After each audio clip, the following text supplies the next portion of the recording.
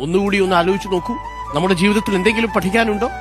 ശരിയായി മധുരിച്ചിടാം സ്വയം പരിശീലിപ്പൊരു കൈപ്പുതാനുമേ. ആ അർത്ഥം വളരെ ലളിതമാണ്. ജീവിതത്തിൽ നമ്മൾ നേരിടുന്ന കഠിനമായ അനുഭവങ്ങൾ, മോശം സമയം, അവയെല്ലാം വേഗത്തിൽ അവസാനിക്കും. ഓരോ പരീക്ഷണങ്ങളും ഓരോ പാഠങ്ങളാണ്, നമ്മളെ കൂടുതൽ കരുത്തുള്ളവനാക്കി മാറ്റാൻ പറ്റുന്ന പാഠങ്ങൾ. ഇന്ന് നമ്മുടെ മുന്നിലുള്ള ഇരുൾ പോലും കാലത്തിനൊപ്പം വെളിച്ചമാകാൻ തുടങ്ങും.